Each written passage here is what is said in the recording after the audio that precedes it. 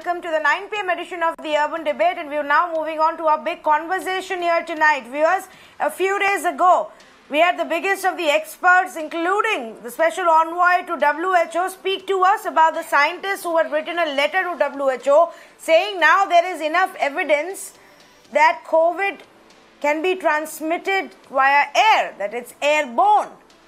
And we had asked him this question, and while he didn't deny that it's not a possibility at all, he did say that it is something that the WHO will have to look at, and maybe not for India, but life otherwise in many other countries will have to then significantly change.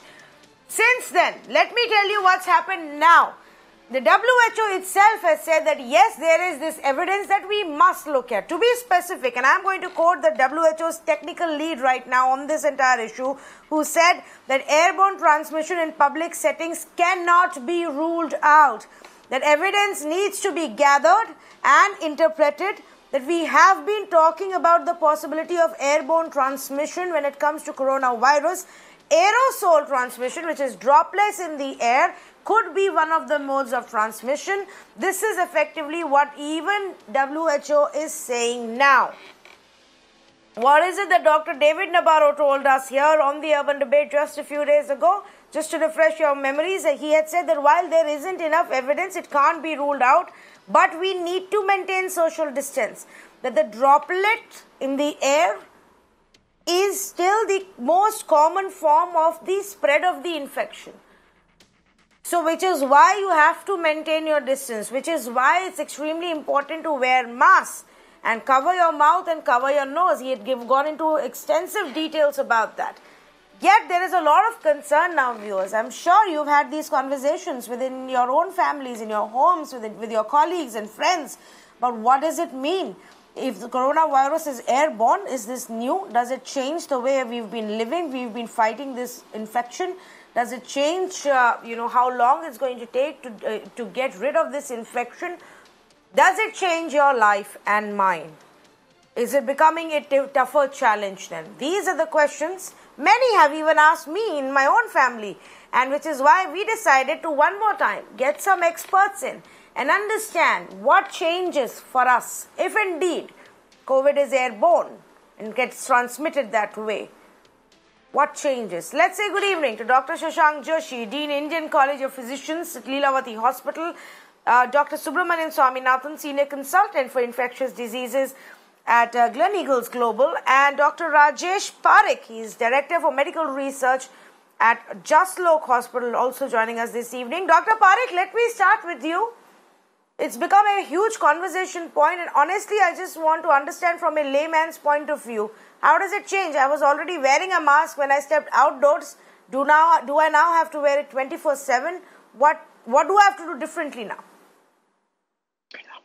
No, you don't have to wear it 24/7. It's virtually impossible to wear it 24/7. But before we get there, Tanvi, it's very important that we understand that there are subtle nuances between droplet-borne and airborne, and there is an ambiguous zone in which it can be both. I am a little astonished, to put it mildly, that the WHO still needs to look at the evidence.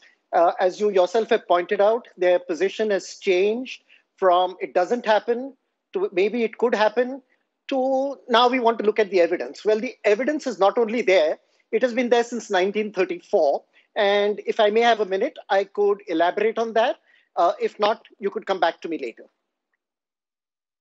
Yes, please, go ahead. No, please go ahead. All right. Okay. So, when we wrote our book, The Coronavirus, What You Need to Know About the Global Pandemic, which was brought out by Penguin and Random House, in the month of March, this is 4 months ago, we had pointed out that there is a nuance between droplet-borne and airborne, and this gets blurred. And we had cited a 1934 paper, mind you, which was written by a Harvard researcher called F.W. Wells. And he did something incredible. He let drops fall down from a height of 8 to 10 feet. And as they fell, he altered conditions such as the ambient temperature around, the humidity, and of course, wind. And he pointed out in this paper that as a droplet falls, depending on these three factors, wind, temperature, and humidity, the droplet can actually shrink in size. And before it falls down, it can be light enough to be borne by the wind. So, in the right conditions, the distinction becomes blurred indeed. And when we pointed this out 4 months ago, we highlighted the importance of realizing it's not one or the other, it can be both. Now, subsequent to that, about 4 days ago, 239 scientists from 32 countries wrote a letter to the WHO urging the WHO to recognize this phenomena.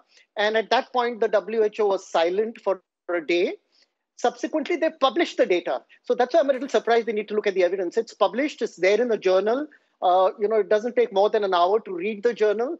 And I suspect whenever WHO finds time to look at the evidence, they'll probably shift a step closer to cautioning us that we should not be lulled into a false sense of security by assuming what we were told earlier, that is only droplet borne. And if we are 6 feet away, 2 meters away from somebody who's infected, we are pretty safe.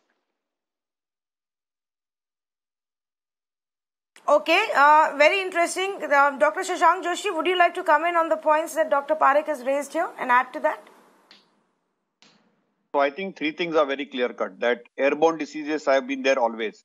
And in coronavirus, we clearly know that it's an airborne droplet infection. That part was known.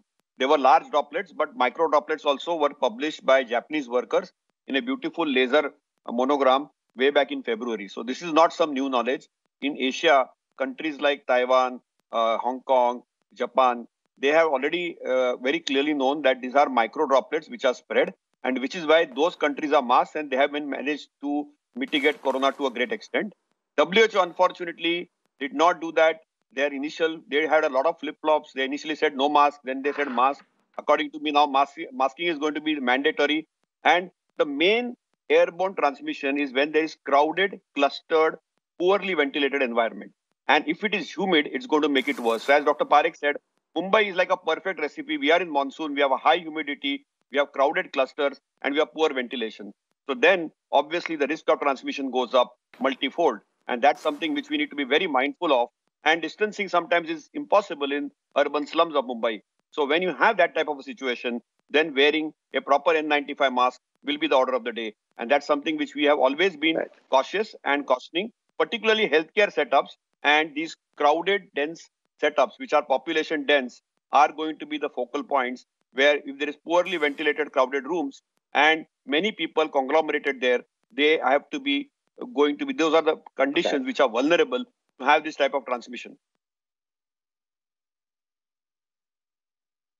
Okay, so since you said that, Dr. Shashank Joshi, if you can elaborate a little bit more about the point you made that Mumbai's conditions are even more, unfortunately, conducive for the infection to spread, especially if you bring in humidity. Why is that? And is there anything that we can do to then take, are there more precautions that Mumbaikars can take? I think Mumbai has borne the brunt of the pandemic, and we really need to research and investigate whether this had operated in the month of summer.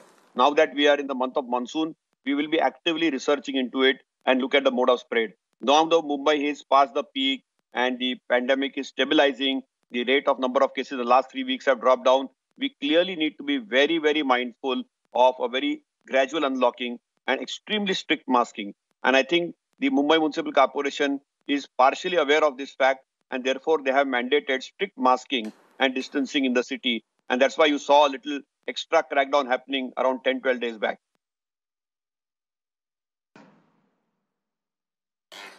Okay, so let me ask this question then, and Dr. Swaminathan, maybe you can make your opening comments and then, add to that, to this point of, if this is indeed the case now and everybody agrees that COVID is airborne and can be transmitted that way, does the kind of masks that people use that change? Because right now we're simply using a cloth. Do we then have to move to a more, better technology or a more elaborate kind of a setup? I think we are using terminologies like droplet and airborne a little too freely. Let me make that distinction. The reason why I'm saying this is, if we are going to use dispersal, and the throw of the droplets as the benchmark for airborne and droplet, then there is no droplet infection.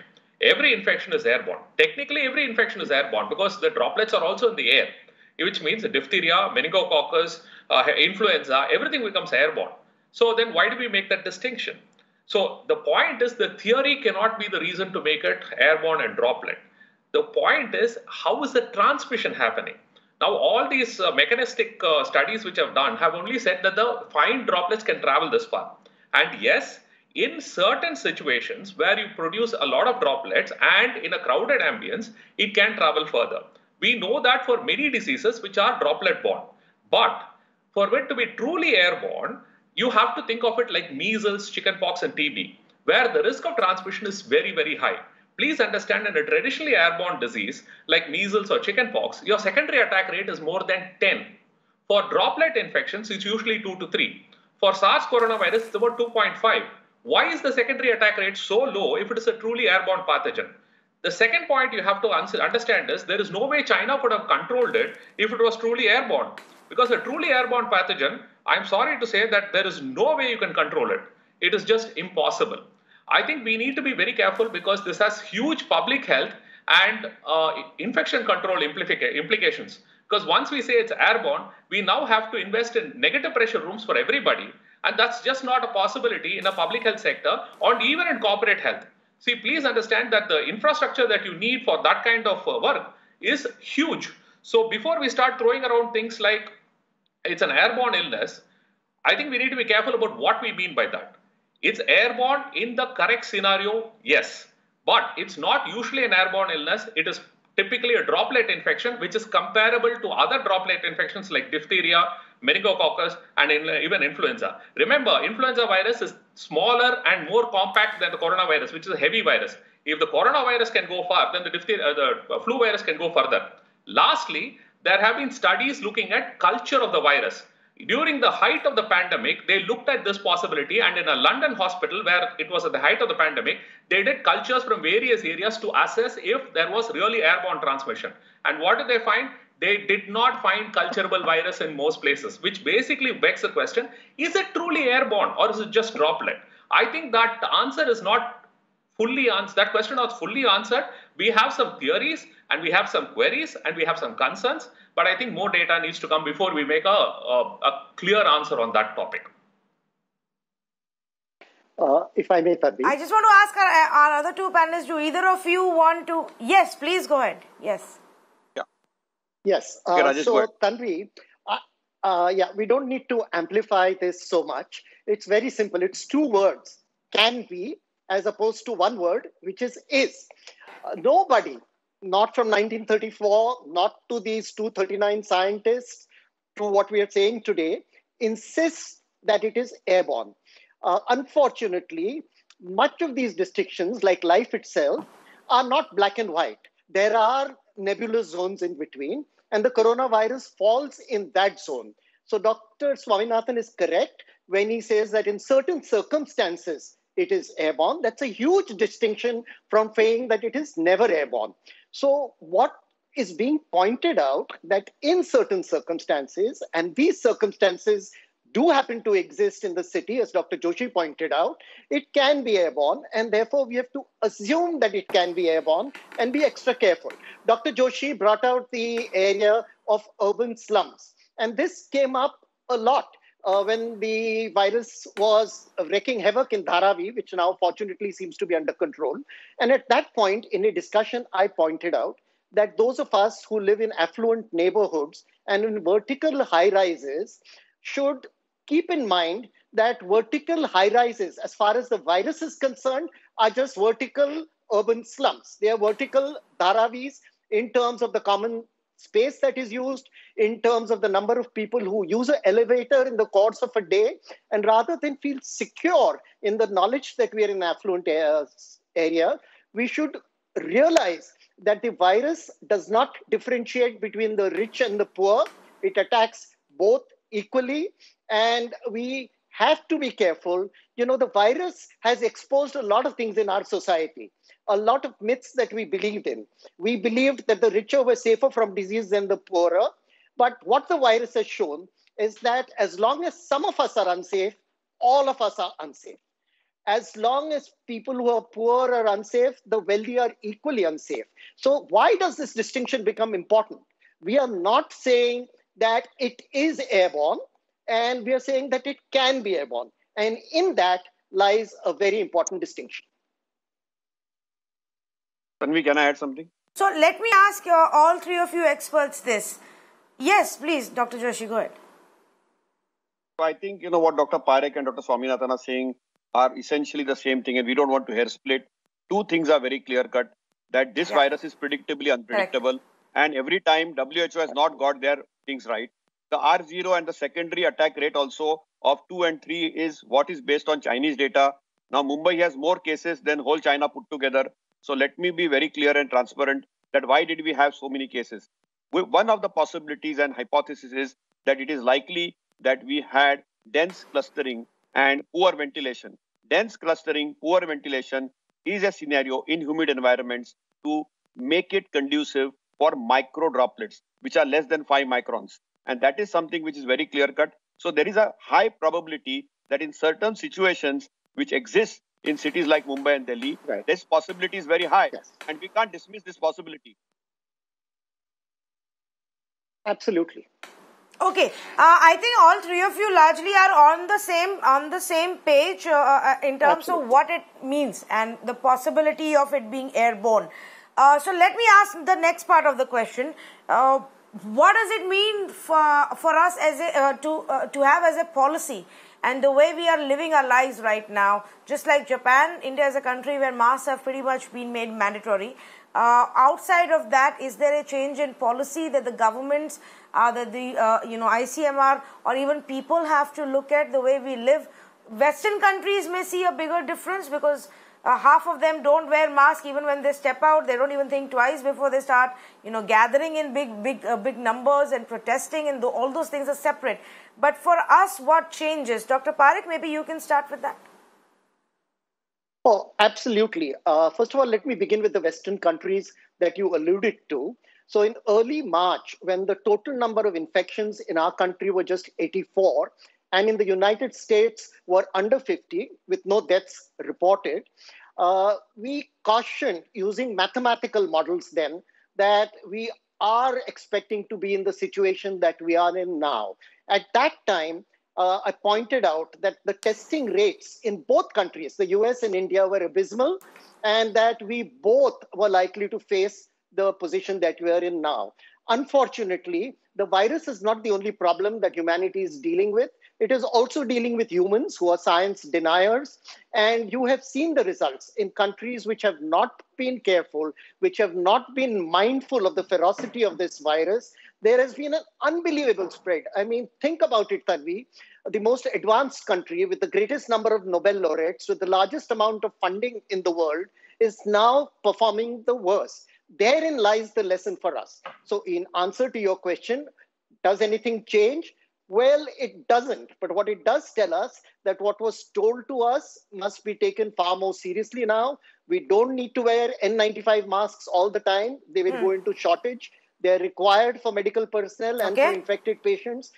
But wearing a scarf or a kerchief with 2 or 3 folds is important and becomes more important in the light of this knowledge, particularly when we are outside. And one last thing, we've had 2 terms which came up and they may be a little confusing. One is R0 and the other is the secondary attack rate. They're slightly different. The SAR really doesn't mean too much because it changes under many different circumstances. But the R0 is very important. We should understand it. The R0, sometimes pronounced as R0, of 2.5, just to give you an illustration, we calculated in our book when we wrote it in February that with an R0 of 2.5, it takes under 30 steps to go from here to the moon. So your 29th step, of course, is halfway to the moon. And so an R0 of 2 is like that old story of the chessboard, where you have 1 grain of rice in the first, the 2 in the second square, and 4 in the third square, and all the rice in the kingdom cannot fill the board. So there are reasons for us not to panic, but to be concerned and to be adequately precautious. Yeah. Okay, Dr. Swaminathan, would you like to, add to this and specific to my query? Honestly, because at the end of the day, if it's for the layman to try and understand whether, it makes any difference to them or if it will make any difference to the policy that the various governments in India have put in place right now in different states. The biggest difference it makes is to the credibility of WHO, which has been constantly eroding over the last few months. It's most unfortunate. But beyond that, I agree, because we just need to double down on on the importance of wearing a mask in all situations and practice social distancing. Numerous modelings have shown that universal mask usage is the most important thing, the single most important thing. We should stop doing wasteful things like spraying places with hypochlorite and things like that. That doesn't work. But aggressive social media and political campaign on mask usage is probably the only thing that's going to be cost effective and definitely in terms of reducing our speed and the mortality. I don't think there's anything more to be said about that. And as far as WHO is concerned, the less said, the better.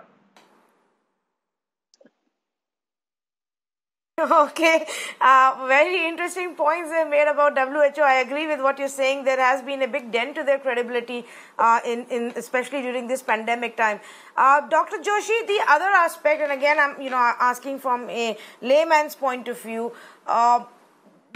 Does it become a problem in closed spaces with air conditioning and vents? If it's airborne, people would assume that, any place that has this vent system may transmit it from one to the other location, and perhaps that's not advisable.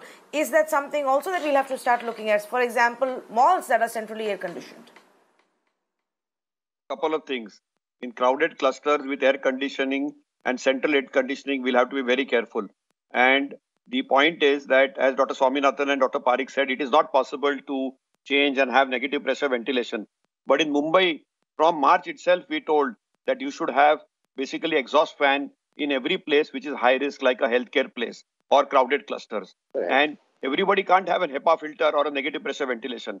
But clearly, we need our recirculated air to be more mindful of. And in fact, we told people switch off ACs and let's air go out and circulate. So air purifiers will be order of the day, but masking.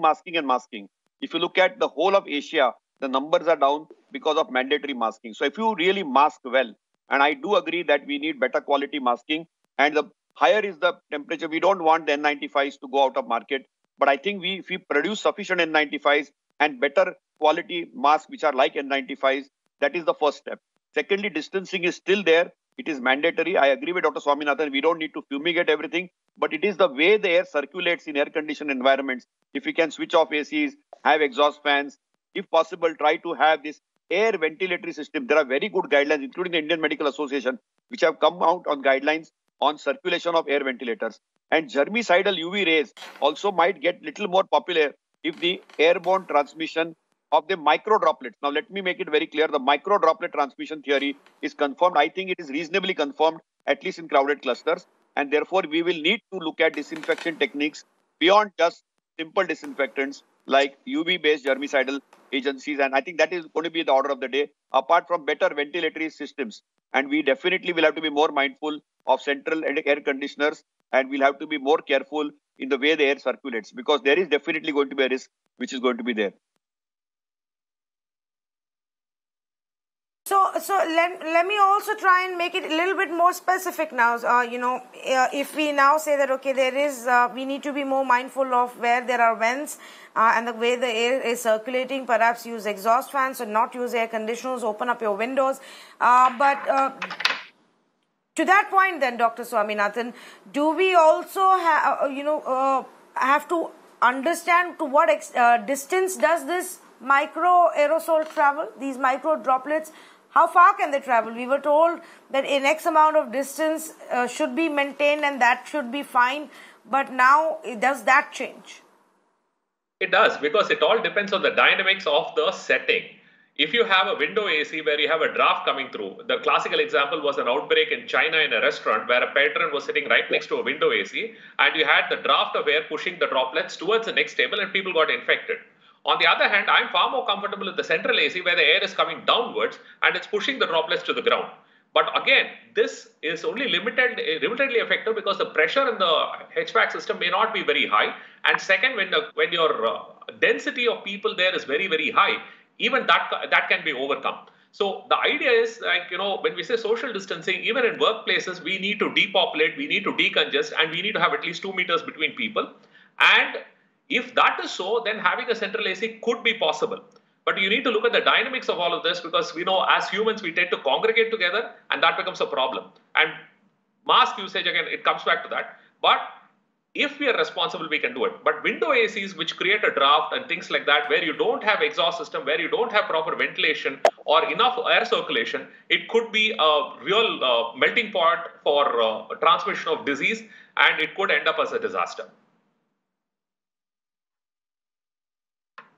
Dr. Parikh, would you like to add to that before we wrap this up? Yeah, very quickly, Tanvi. I hope you're not disappointed. It doesn't make for great television when all three experts you have are more or less in consensus in what they're saying, rather than argue vehemently with each other. I think the consensus amongst all three of us is that it isn't always airborne. It is not like measles or influenza, which is invariably airborne. In certain circumstances, it can be airborne. And therefore, what we need to do is, while not panicking, to be extra careful. The only thing I'd like to add, since we can't know what these factors are, temperature, humidity, wind at all times, wearing an outdoor mask, a homemade mask, is the right thing to do. Because even if you're then 10 feet away, and even if the circumstances are conducive to the virus to travel 10 feet away, you're still protected. So social distancing and wearing masks, we come back to the same things. That's what we need to do. So mask. That's what it is. And let me also say, Dr. Parikh, I am not disappointed at all. It's been a pleasure. The intention here on Mirror Now and on the Urban Debate for me is always to give as much information as possible to our viewers, to help them understand and prepare better to fight, things like coronavirus. And in times of a pandemic, honestly, I don't think anybody should be looking for a debate. It should be more about a constructive conversation that helps us deal with it better. So I'm glad I had three of you with all of your insights and your experience on this conversation. Thank you so much for joining us. Viewers, there you heard it. Yes, there is now evidence that suggests that coronavirus could be airborne in certain circumstances. Not always, not everywhere. Irrespective of that, the droplets are in the air. That's how it spreads any which ways. So whether it's just the droplets, big ones or small ones, or it's actually getting transmitted to a larger distance, via the atmosphere, your response to it still remains wearing a mask every time you step out of your home, every time you are in a public place. Yes, gradually, as we find out more, as research shows up, more interesting insights, perhaps some of the things that our experts were saying will have to be done.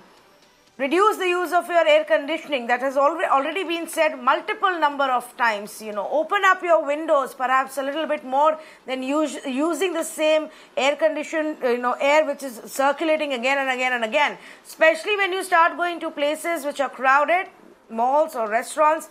That is where businesses will have to actually start looking at how to deal with this differently. For you, the safest thing and the best thing to do still is wear your mask as you step out. Thank you so much to our panelists for joining us on this conversation.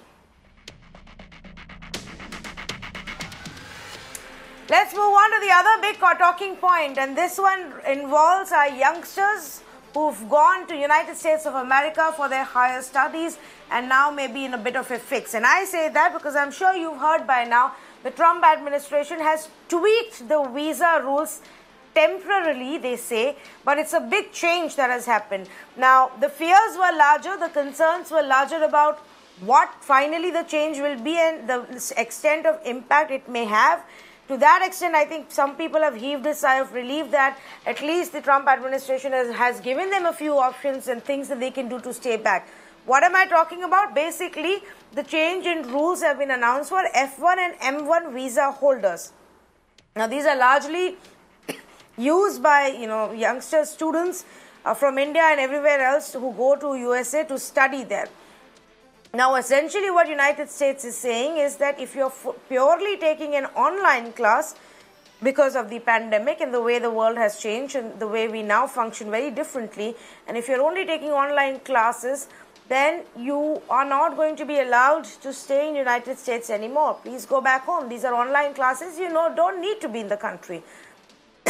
On the other hand, if you are actually taking a combination of personal classes which are physical, which require physical presence and involvement, then there is a possibility that you can stay back. So there have been restrictions not just on entering, but even for those who already are there, and that's become a huge issue, viewers, because let's just face it, from our country there are about 2 lakh students currently studying there in United States. There are Chinese, there are South Koreans, from other nations as well.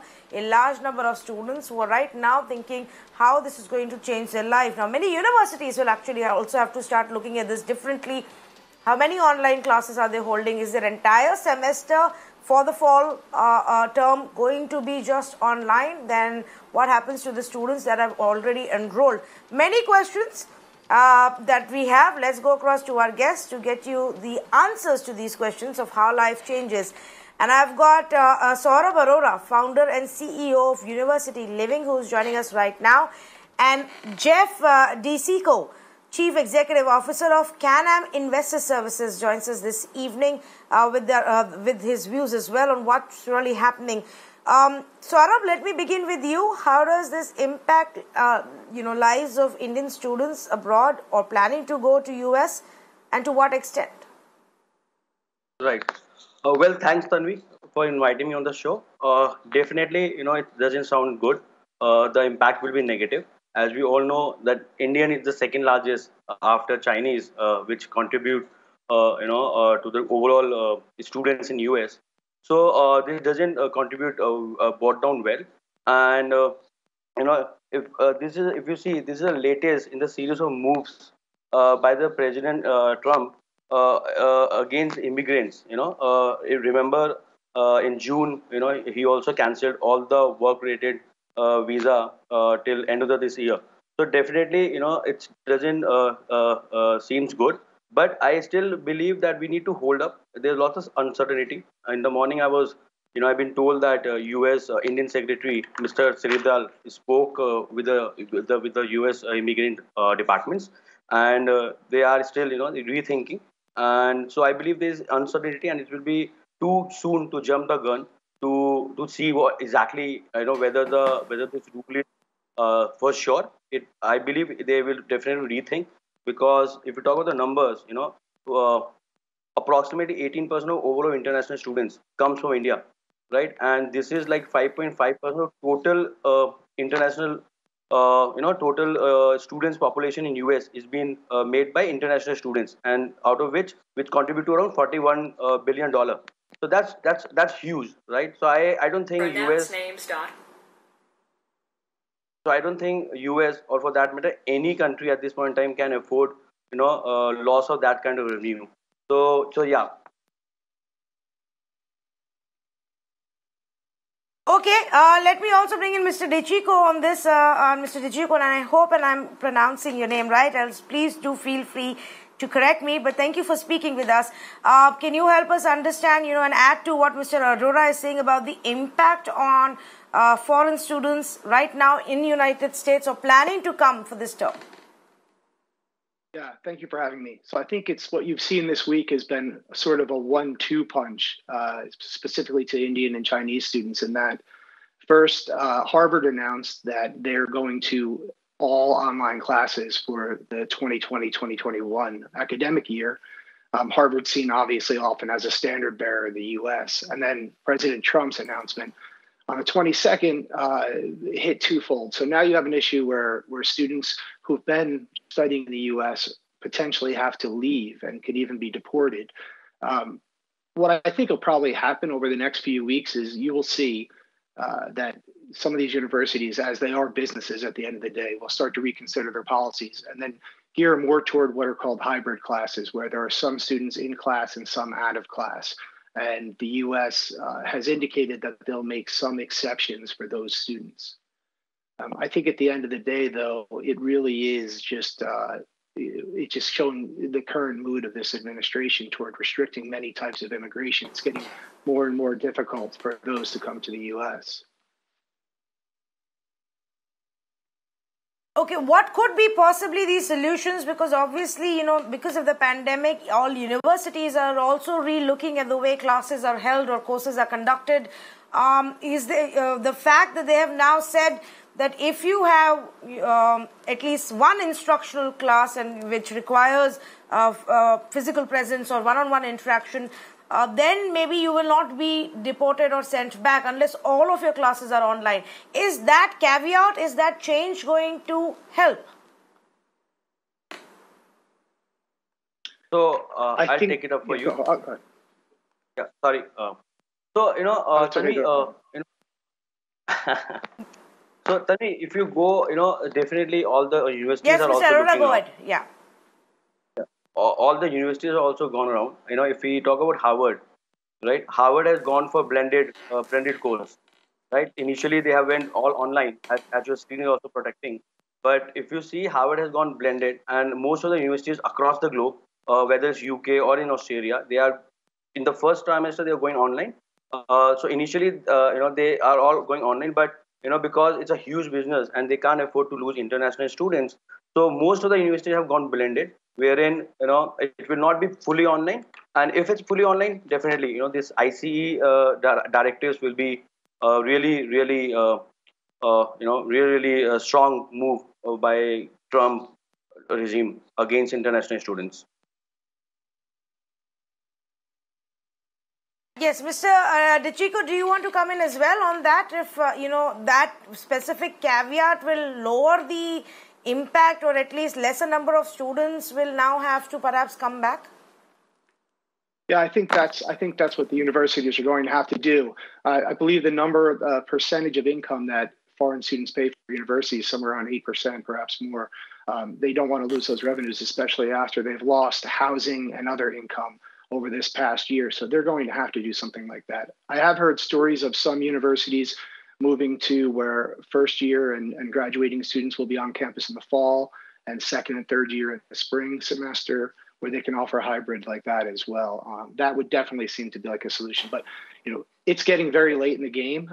Schools begin to open up, especially in the South in the United States, in about 5 weeks or so. So people are going to have to act very quickly over the next week or two. Yes, and I think that's where the larger concern and the chaos really lies. But Mr. DeCicco, very quickly also, while the Trump administration says that this is a temporary measure, is there a concern that this may just be an excuse to really implement yet another, anti-immigrant policy and reduce the number of people coming to the country? And it may never actually go back. No, I think that's always a concern. It's always a concern that something that becomes temporary and then leaves the news cycle, they can make permanently, more quietly. And so I think there are a lot of people nervous about that. In our business, which is specifically the EB-5 visa, we've been lucky in that hasn't been touched by the administration. It's been excluded from all the other travel bans. So there remains very few.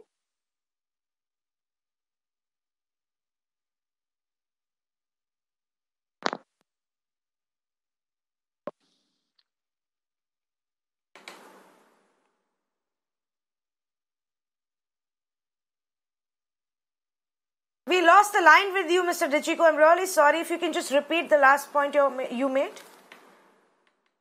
I'm sorry about that. No, I was just saying that with all the other crackdowns, there remain very few options that are secure now for foreigners to come to the U.S. And it seems like there are very few programs that have been left untouched from the administration's bans.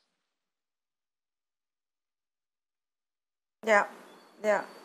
I get what you're saying. Very quickly also, Saurabh Arora, will people have to now rethink, their plans of studying in United States going in the future as well, not just because of these changes, but the messaging that's really coming, and you don't want to be in a position where you save so much money, spend lakhs and lakhs of money to send your child to United States to study, and then you're staring at a situation where that child has to come back and perhaps not pursue the future that they had otherwise envisioned post these higher studies. Right, Tanvi. So, Tanvi, interestingly, despite President Trump adoption of what could be called anti-immigrant policy, right? In 1718, the number rose, interestingly by 1.7%. Because we still as a community, as Indians, we still believe that we are still chasing U.S. dreams. Though many of the students have started looking out for option. They are probably U.S. Comparatively UK government is very committed for international students. Australian island, the COVID, the way they manage COVID, Indian students are very, they are really looking Australian island for this year. And UK being, really welcoming, even with the post-study visa. So most of our students, most of Indian students where we are coming up, that they are looking out for US for the UK for this year. But yes, I guess this structural change, in the mind of Indian student, that US is the dream college, and because UK and even in Germany or other countries, there are lots of good high rank universities. So probably for this year, definitely there are lots of students who are sitting on the fence, and probably they will go to UK or Australia instead of US. So yes, definitely trends are changing. Mm-hmm. All right, Mr. Saurabh Arora and Jeff DeChico, thank you so much for joining us, and thank you for giving us those insights. Obviously, a big change that has happened for any student who's there in United States right now, pursuing a higher studies course or was planning to, and this is a clear signal from the Trump administration that they will continue with these kind of policies which are more anti-immigrant. But at this point of time, what the students there will have to figure out with their universities, if there are combinations, a mixed match of courses available, so that everything isn't online. If all of your classes are online, then you have no option. You will be deported back home. Thank you so much for joining us on this conversation. Quick break. On the other side, lots of important news developments lined up for you. Stay with me.